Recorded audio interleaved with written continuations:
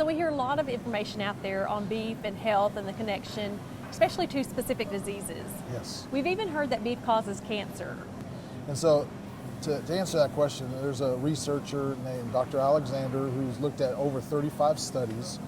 And in that, that have actually specifically looked at that relationship, and he was not able to find that relationship at all. In fact, he would say that there is no evidence that would support that meat causes cancer, period.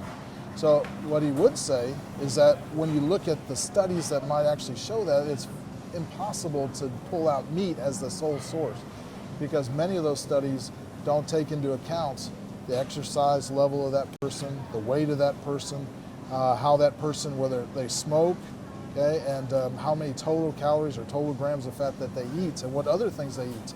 So they just really ask them to eat meat, and that, and they make that comparison. And so they don't. It is more of a total lifestyle than it is a specific food item. And he would say there's no way that you could even ever do a study that would show that meat causes cancer. So here's an example of a study. As you take a look at it. That was called the AARP cohort study, looking at red meat by level of red meat that they ate. So they broke a group of people, a large group of people, 322,000 people, into 5 different levels as to how much meat they ate.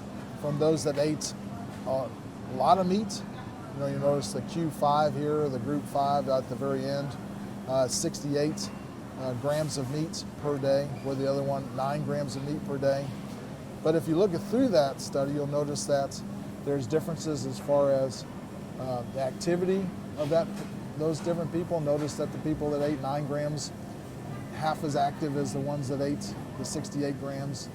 You notice the amount of fruits and vegetables that they ate.